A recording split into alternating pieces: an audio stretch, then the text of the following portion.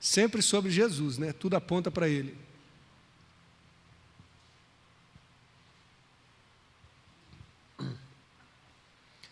Diz o texto o seguinte: ora, o nascimento de Jesus Cristo foi assim: estando Maria, sua mãe, desposada com José, antes de se ajuntarem, achou-se ter concebido do Espírito Santo. Então José, seu marido, como era justo e não queria infamar, intentou deixá-la secretamente.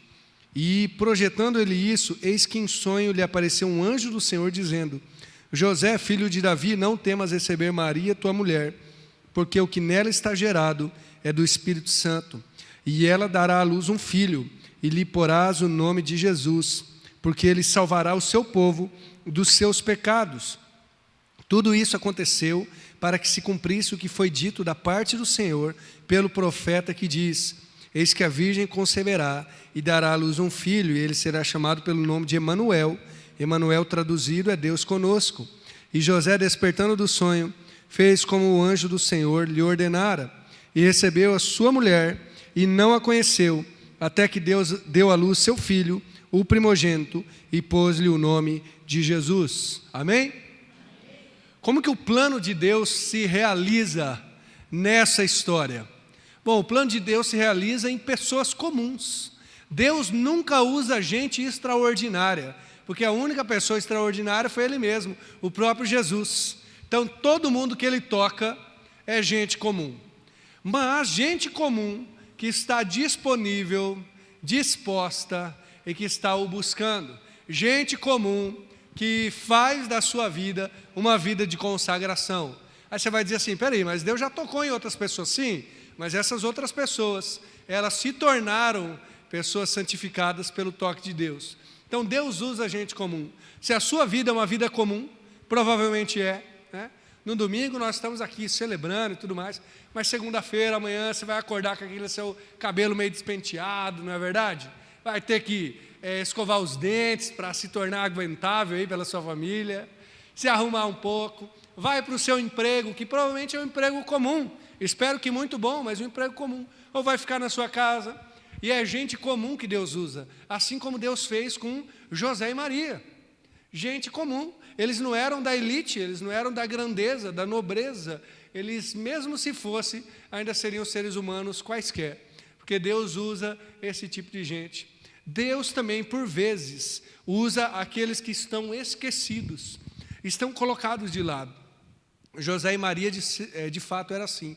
É verdade que Deus usa nobres, Deus usa reis, porque Ele já o fez, e fez assim na história, mas parece que Deus gosta de pegar aquele que o mundo considerava meio desqualificado, né?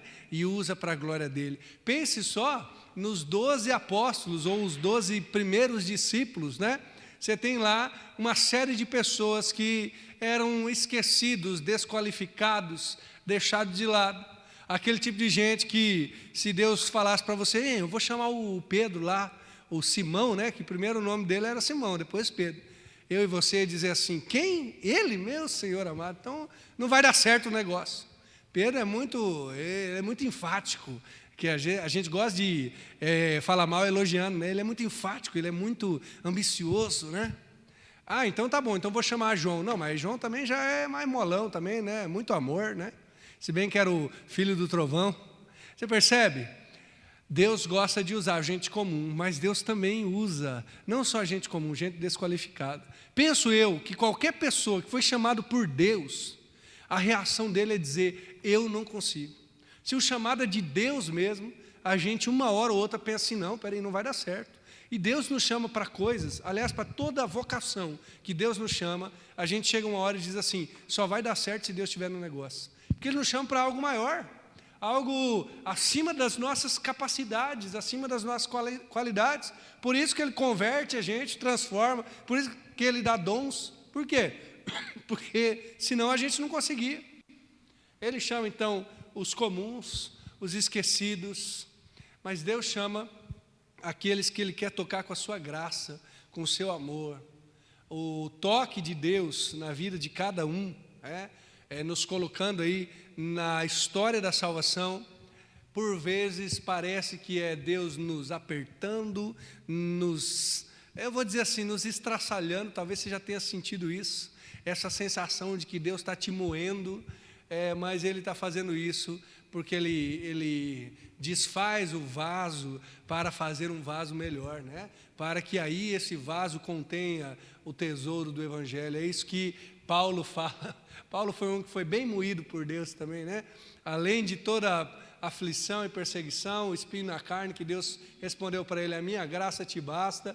E Paulo fala assim: temos, porém, esse tesouro, que é o tesouro do Evangelho, em vaso de barro. Deus usa a gente comum, Deus usa a gente esquecida, mas Deus pega esse povo e bota a graça dele, e aí vale a pena. Aí você diz: que bom, Senhor, eu não queria não ser extraordinário mesmo, eu não queria ser da elite, eu só queria ser tocado pelo Senhor. Talvez está aí a tradução da oração de Jesus, dizendo: graças te dou, Senhor, porque o Senhor escondeu isso dos grandes, mas revelou aos pequeninos. E o que Deus revelou aos pequeninos? O próprio Jesus, o próprio Evangelho. E este é o grande plano de Deus. Nós falamos ali que Jesus é a revelação de Deus do Antigo Testamento sendo cumprida.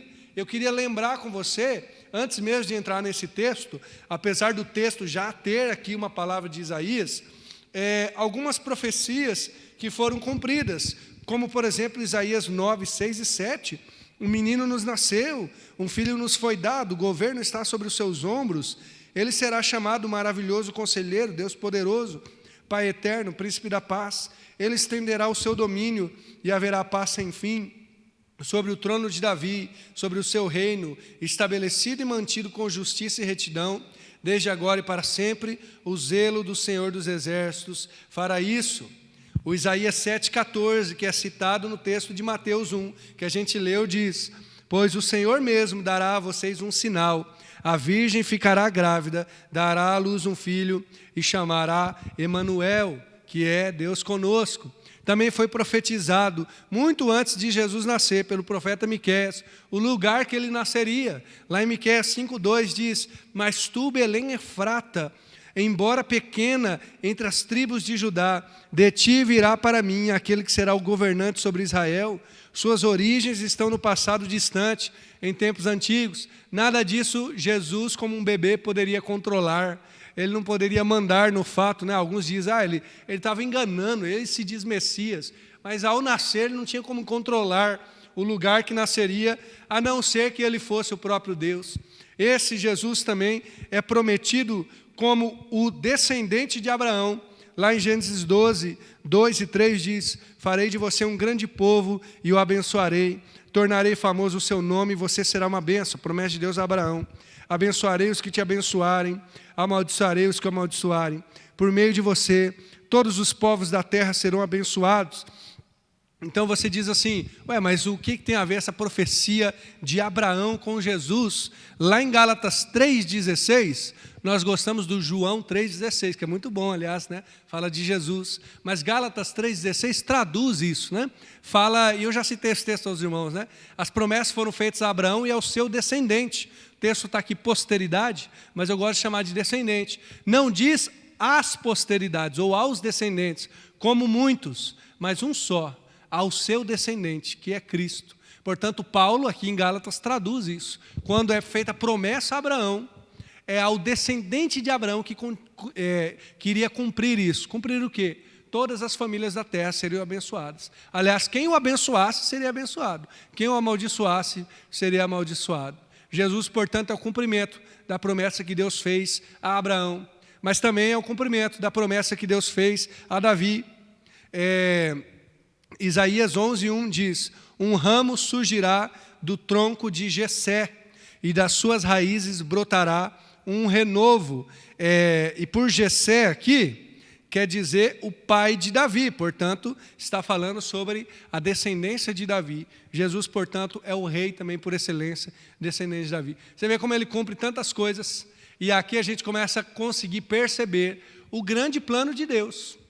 Qual o plano de Deus? O plano de Deus de enviar o seu Filho a este mundo, de Ele mesmo salvar, Ele mesmo prover salvação. E nós podemos aprender, irmãos, de Jesus em todos os aspectos da vida dele. Desde a pré-existência de Jesus, até mesmo a sua vinda a este mundo, depois do seu ministério, morte e ressurreição, e até mesmo a promessa da sua vinda. Cada parte da vida de Jesus é uma grande lição e uma grande esperança para nós, por isso que o Natal é inesgotável, que a gente pode falar tanto sobre o Natal, e eu quero falar duas coisas que se cumprem em Jesus, do grande plano de Deus, as quais podemos pensar e colocar aí na nossa vida de modo geral. A primeira delas é o que chamamos de encarnação. Essas palavras, tanto a primeira como a segunda, certamente os irmãos já ouviram, já falamos, enfim, mas vale a pena a gente pensar novamente. Encarnação, o que isso quer dizer? O que quer dizer? Talvez você já tenha até conhecido, né? Uma senhora chamada Encarnação. Tem uma amiga, uma parente aí, Encarnação, né? E é um nome, claro que hoje é um nome não muito conhecido, por isso que eu falei senhora, né? Porque normalmente é um nome mais antigo, mas a palavra encarnação diz respeito ao que Jesus fez. Olha que coisa interessante, né? É igual, eu gosto sabe o nome que eu gosto muito? É Anastácio, né? Por quê? Porque a palavra Anastasis é ressurreição. Eu acho o nome com um significado tão bonito, né? Também é um nome antigo. Encarnação, que já é a tradução, é a ideia de que Deus se torna homem. Deus se torna ser humano. E por quê? Porque Ele se encarnou. Uma das primeiras, talvez a primeira, uma das primeiras declarações de fé da igreja, que Paulo toma e usa e coloca lá em Filipenses 2, a partir do verso 6, diz que Ele, mesmo sendo Deus, não teve por usurpação ser igual a Deus, mas aniquilou-se a si mesmo, tomando a forma de servo, fazendo semelhante aos homens. Portanto, encarnou-se, se tornou homem. E para Jesus, se tornar homem foi uma humilhação. Não é verdade? Se tornar assim como eu e você. A encarnação diz, portanto, isso, que Ele se tornou um ser humano. E primeiro a gente olha para Jesus, tá? Depois a gente vê o que isso se aplica na nossa vida. E aí eu faço uma pergunta para você. Quando Jesus se torna homem, pergunta de teologia, tá? Para ver se você está afiado aí. Quando Jesus se torna homem, ele é o quê? Mais homem ou mais Deus? Ele é meio homem e meio Deus, né? Porque aqueles que falam contra o Evangelho, eles colocam Jesus, tal como sabe aquelas mitologias antigas? Fala, não, mas antigamente tinha lá os filhos dos deuses. Talvez você já tenha ouvido a história de Hércules, que era um semideus, essa é a palavra que eu estava tentando lembrar. Um semideus. O semideus na mitologia é meio homem, meio Deus. Aí você vai ler a história do Hércules, eu não lembro de outros, tá? Mas você depois pode pesquisar aí. Eram uns camaradas que faziam um monte de arruaça. Chegava no mundo, fazia um monte de coisa errada, né? É claro que essa é uma historinha da carochinha, é mitologia.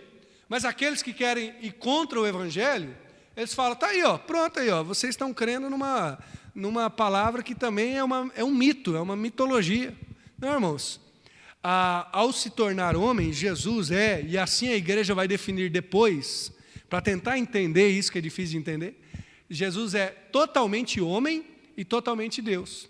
A gente poderia dizer assim, né? Ele é 100% homem e 100% Deus. Ele é perfeito, é por isso que Ele pode nos salvar e é por isso que Ele pode morrer no nosso lugar. Porque Ele é o representante perfeito. E como que Ele faz isso? Se encarnando. E Deus se torna homem para que Ele possa falar com a gente. A encarnação faz com que seja traduzido algo que a gente não entenderia. Diz o Billy Graham, eu, se não me engano, também já dei esse exemplo que eu acho muito legal. Billy Graham pregando certa vez, falou assim, olha, se você quisesse falar com essa formiga que está aqui, inclusive, formigão grande, ou essa mosquinha aqui, enfim, esqueci o nome desse mosquito, mas se você quisesse falar com essa formiga, você ia ter que se tornar uma formiga igual ela, para que ela pudesse te entender, né? Sei lá, a linguagem das formigas, enfim.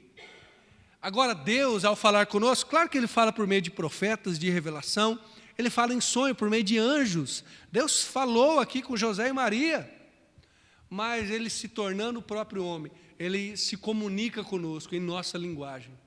Aí você vê Jesus andando por aquelas estradas empoeiradas, né? Provavelmente com aquelas sandálias bem rústicas, mas porque agora Ele é um homem que está andando no nosso meio, que agora olha para a gente. E João, lá em 1 João, traduz isso dizendo, aquele que nós vimos com os nossos olhos, aquele que as nossas mãos pegaram, nós apalpamos, nós ouvimos com os nossos ouvidos. Por quê? Porque ele estava entre nós. Portanto, a encarnação é Deus se tornando um homem, mas Deus se tornando um homem para falar conosco. E a mensagem de Deus, olha que coisa incrível, é a sua própria vida. Além do ensinamento de Jesus, é o que ele faz. Ele se encarna. E ele se torna homem, ou seja, carne, ser humano, não só para falar com a gente, mas para morrer em nosso lugar. Já estava representado ali, no capítulo 1 de Mateus, quando Jesus nasce, já estava representada a sua entrega. Por quê? Quando Jesus nasce, o plano de Deus já está em andamento há muito tempo. Eu li algumas profecias do Antigo Testamento, e eu gosto de lembrar do texto de 1 Pedro 1, 19 e 20, dizendo que o sacrifício de Jesus já foi conhecido antes da fundação do mundo. Esse plano de Deus de nos salvar por meio de Jesus, não é que Deus foi pego de surpresa, como alguns dizem. Ah, não, agora veio o pecado, Adão e Eva pecou, aí parece que Deus levanta e fala, não, vamos achar alguma coisa para resolver. Não, irmãos, o plano já estava desde antes da fundação do mundo. O sacrifício de Jesus não havia sido feito, porque vai ser feito na cruz, mas já havia sido conhecido, planejado, antes de Deus criar o mundo. É o plano.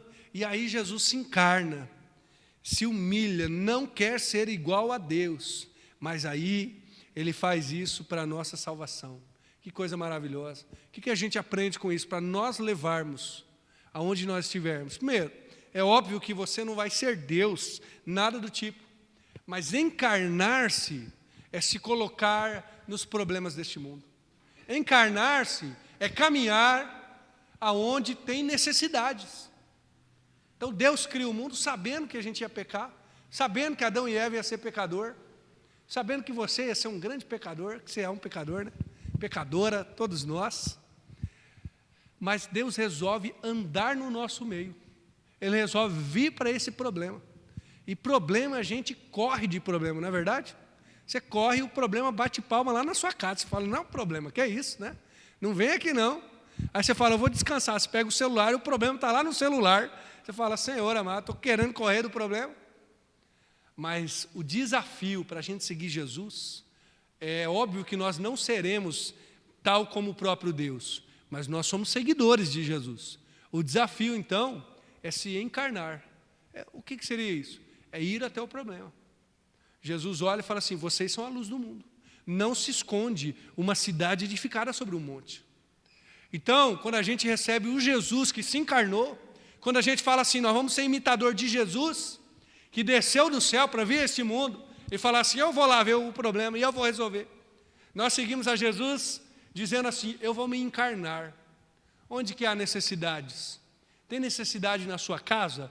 Então você se encarna. Como assim se encarna? Né? Parece uma palavra estranha. Então você participa. Você diz, Senhor, como que eu posso ser luz nesse lugar? Porque é o mesmo que Jesus fez, só que Jesus fez de maneira universal, maravilhosa. A gente só segue Ele. Tem problema aonde você está? Tem necessidades? Irmãos, grande parte das missões que Deus faz é porque alguém disse assim, Senhor, eis-me aqui. Eu vou me encarnar, eu vou andar naquele local, naquele problema. Diz um pastor certa vez que ele estava indo para uma igreja e a igreja era dentro de uma favela, ou passava perto de uma favela, não me lembro onde que era, Rio de Janeiro, São Paulo, algum desses locais. E quando o pastor entrou com um carro assim, para começar uma subida, o pessoal começou a atirar nele. E começaram a atirar lá, né? Coisas que a gente ouve falar das notícias. E ele disse, saiu do carro, saiu, se escondeu e tal. E voltou para casa. E o que você faria numa situação dessa? Ele dizia assim, o Senhor me livrou, foi um ataque do inimigo, até nunca mais, eu não quero mais ver esse povo. Esse pastor chegou em casa e falou assim, gente, que situação que essas pessoas vivem. Ele não conhecia, né, a realidade. Falou, como que tem gente que vive um negócio desse? Nós temos que ir lá, temos que fazer alguma coisa. E fundaram uma igreja lá, um grande ministério. Olha que coisa maravilhosa, né? Eu não sei se eu faria isso não, tá, irmãos? É bom dar o exemplo dos outros pastores, porque não sei o que eu faria se fosse recebido a tiro e a bala, né? Mas, gente, essa era uma necessidade que ele viu. Essa é a ideia de se encarnar. Você vai num local você convive, você vê, e Deus começa a queimar seu coração. Quando Deus está queimando seu coração, Deus está dizendo assim, vai lá e encara o problema. Vai lá e lida com aquela necessidade. Tem gente que Deus está queimando o coração para pregar o Evangelho. Tem gente que Deus está queimando o coração para ajudar os outros, para fazer ação social, para ajudar aqueles que necessitam.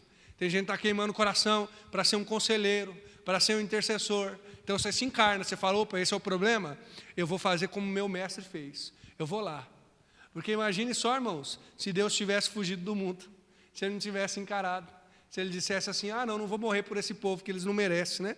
Aí a gente estaria perdido, eternamente perdido. Essa é a ideia.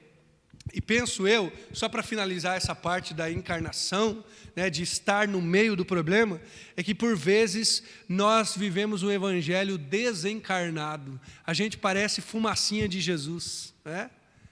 A gente se converte, de repente a gente já não tem mais amigo que não é crente, não é verdade? A gente se converte, de repente a gente já começa a construir um bunker, um gueto, né? Ninguém mais já chega perto de mim.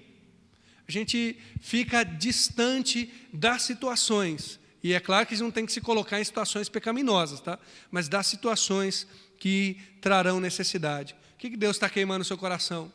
O Deus que se encarnou nos chama para ir lá e ser luz no meio daquelas trevas. É isso que Paulo diz em Filipenses 2 também, que nós somos como luzeiros, como astros que brilham, né, no meio deste mundo tenebroso, deste mundo de trevas. Olha que bênção! Porque Jesus fez, Ele capacita você também a fazer. Claro que você vai fazer bem pouquinho, tá? Comparado a Jesus, é só uma gotinha no oceano.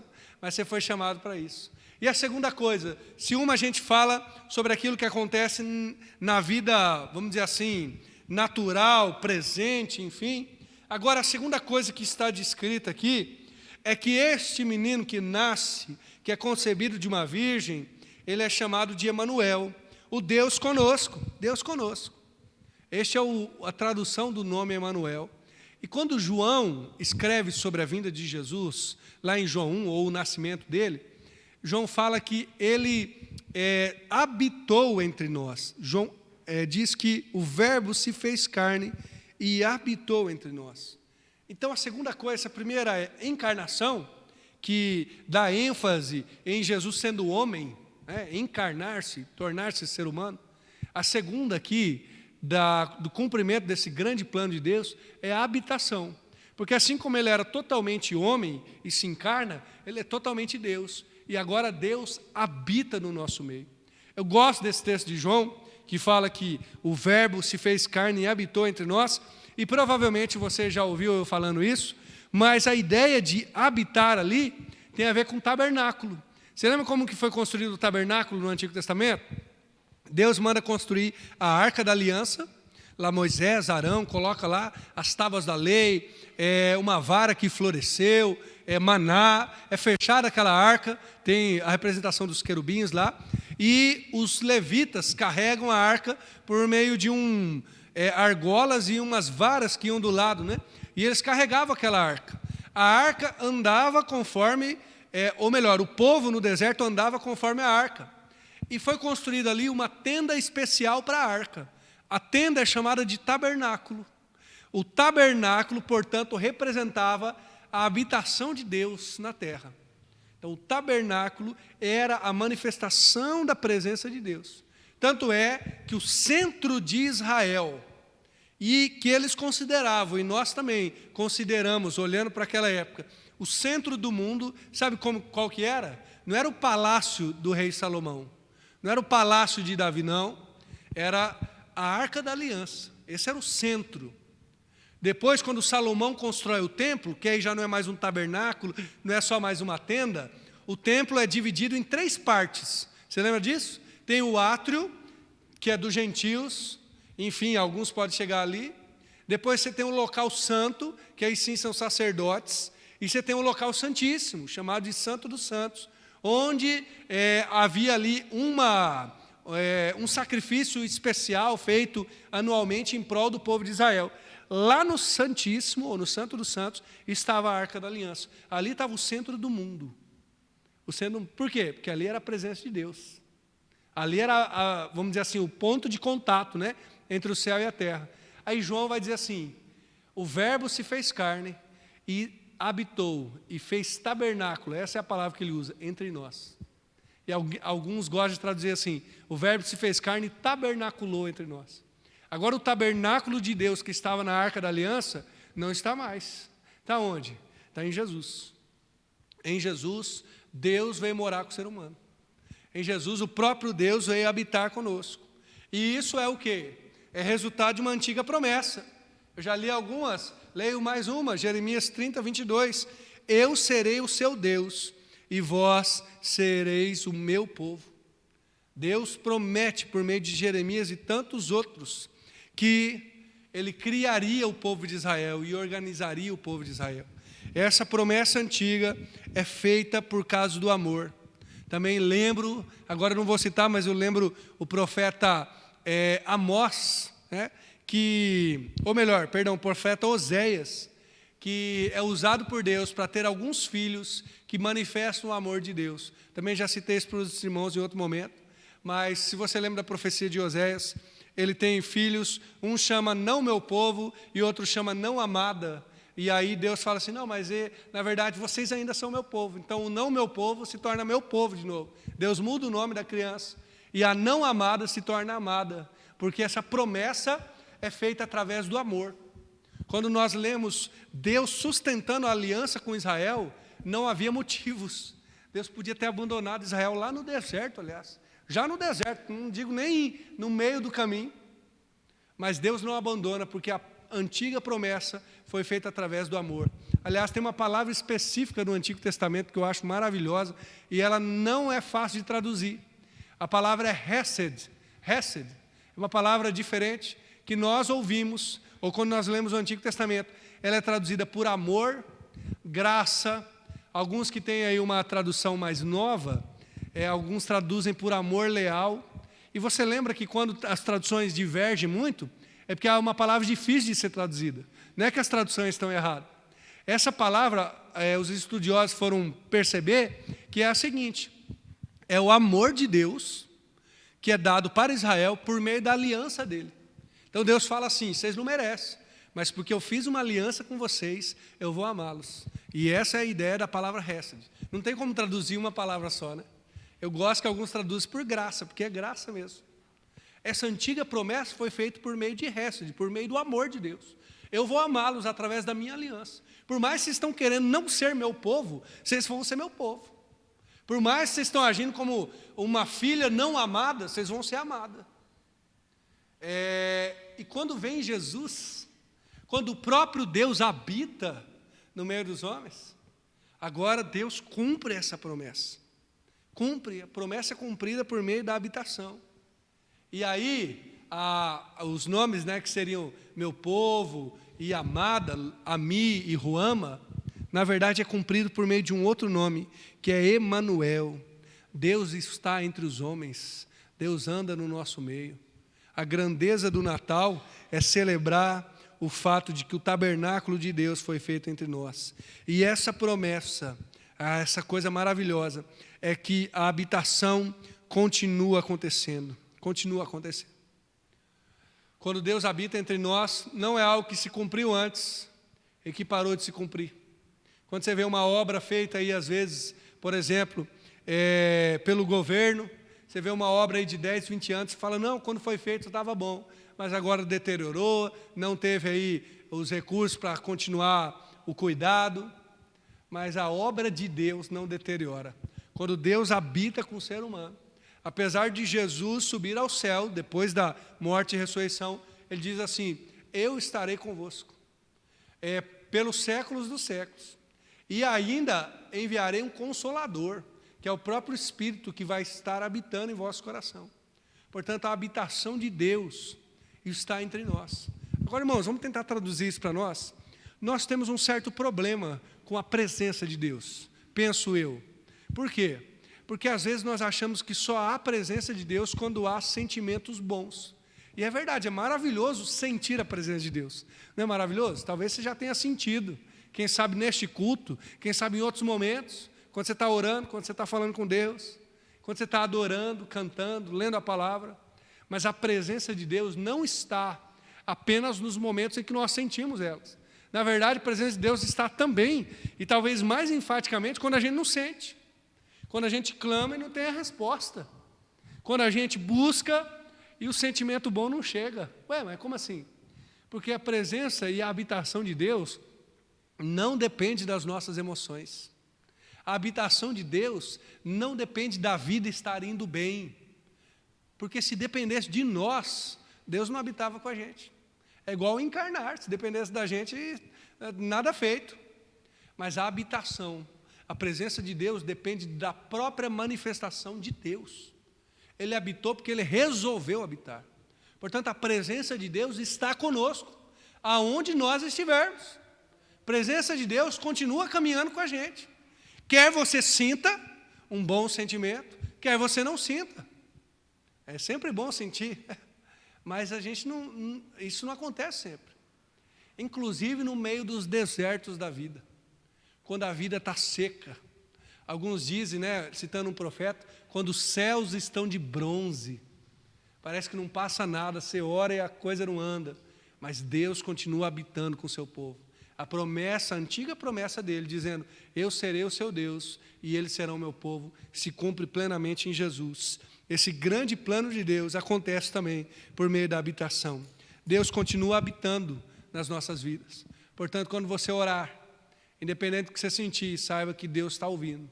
Deus está ouvindo as suas orações. E só por ouvir, e aqui eu não quero prometer que Deus vai responder, olha, ore aí que Deus vai fazer o que você quiser. Não, mas só por ouvir, nós já somos agraciados, porque sabemos que Deus nos ouve. Se sabemos que Ele nos ouve, sabemos que temos uma companhia, temos a resposta, que a maior resposta de Deus não é Ele dizer sim às nossas orações, é Ele ouvir. A maior resposta de Deus é a relação com o próprio Deus. E agora, irmãos, tentando traduzir isso para a nossa vida, a gente vive uma vida de equilíbrio entre encarnar-se neste mundo e viver na presença do Senhor. Por vezes, a gente meio que desequilibra. Às vezes a gente acha assim, não, servir a Jesus é fazer coisas em prol deste mundo, dos necessitados. É isso que é servir Jesus.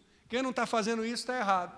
Não, olha, é verdade que quando o Senhor nos chama, Ele nos chama para se encarnar, para estar onde há necessidade, onde há o problema.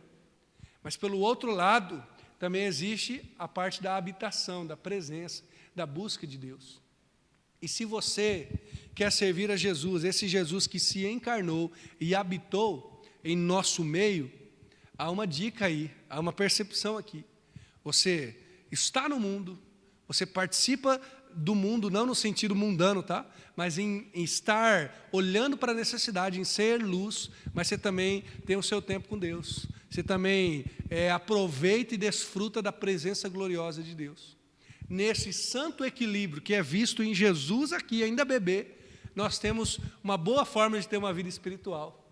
Uma vida em que você busca a Deus, você tem da presença de Deus, mas você também vai a este mundo. Você também está como alguém que faz a diferença. E se você pudesse, nesse equilíbrio aí, se você pudesse enxergar como que tem sido a sua vida espiritual, como que tem sido? Você tem se encarnado? Você tem aceitado o desafio de Deus, de olhar para as necessidades ao seu redor e encará-las como santas necessidades? Como oportunidades de servir a Deus onde há trevas? Você está aproveitando para se encarnar? Está aproveitando para usar a sua vocação neste mundo? Pode ser na igreja, mas pode ser onde você estiver. No trabalho, na casa, na escola, na faculdade, enfim, na vizinhança. E você também tem desfrutado da habitação do Senhor em nosso meio? Você tem desfrutado da presença de Jesus? Essa é a ideia aqui. E que você e eu possamos perceber que no cumprimento desse plano de Deus, através de Jesus, nós temos tudo o que precisamos. A gente tem tudo. É verdade que a gente não está no céu ainda, é verdade. Mas nós temos um chamado, uma vocação. A gente tem propósito para onde andar. A gente tem o Senhor que queima no nosso coração para encontrar aquilo que o mundo precisa, que é Jesus, aliás, e manifestar este mundo. Mas nós temos também a presença do Senhor habitando conosco. Ele nos envia, mas Ele não nos deixa só. Essa é a ideia. Ele nos envia, ele diz assim, vai lá, se encarna. E ele fala assim, e eu estarei com vocês. Eu vou habitar com vocês, a minha presença vai estar com vocês. Eu quero orar com você nesta noite, te desafiando a este que eu creio que é um desafio santo, a perceber aquilo de Deus que tem sido um chamado, uma vocação, uma necessidade que Deus tem queimado no seu coração este mundo. Que você possa se encarnar, você possa caminhar no meio de onde há necessidade. Mas também um chamado para que você tenha a vida na presença de Jesus. Que este Emanuel que habitou e trouxe o tabernáculo de Deus em nosso meio, você possa também viver dessa presença de Jesus na sua vida. Vamos orar? Obrigado, Senhor Deus, por esse tempo. Obrigado por tudo que o Senhor tem feito a nós, pela Tua graça, pelo Teu toque, pelo Teu amor, Senhor. E pedimos que o Senhor nos ajude a ter este santo equilíbrio, a ir ao mundo e ser luz aonde estiver trevas, ser luz onde houver necessidade de iluminação. Nos ajude, Senhor, a caminhar aonde muitos não estão caminhando. O Senhor Jesus fez isso, o Senhor foi lá e abençoou aqueles que necessitavam, aqueles rejeitados, aqueles esquecidos. Mas, Senhor, nos ajude, Senhor, a ter coragem de entender o nosso propósito em Ti. Também oro, Pai, pela nossa vida espiritual, que a gente consiga perceber que o Senhor está entre nós. Nós não precisamos, Pai, de outras coisas, não precisamos de mais revelações, precisamos sim de um coração que Te busca, de um coração que deseja a Tua presença. Tua promessa é que se nos chegarmos a Deus, o Senhor se chegaria a nós. Tua promessa é que se o buscarmos de todo o coração, o Senhor se faria encontrar. Portanto, nos ajude a desejar o Senhor, porque sabemos que o Senhor se manifestará àqueles que o buscam. O Senhor não rejeitará, não colocará o seu braço, mas estenderá para nós. Pai, em nome de Jesus, nos ajuda a perceber que o Senhor já habita em nosso meio e que podemos desfrutar da Tua santa presença onde estivermos, Pai. E obrigado por Jesus que vem a este mundo, que se torna ser humano, mas que continua sendo Deus. E pela sua vida, pela sua morte e ressurreição, nós temos esperança, nós temos vida eterna e nós temos a habitação do Teu Espírito Santo em nosso coração. Oramos gratos ao Senhor, em nome de Jesus. Amém.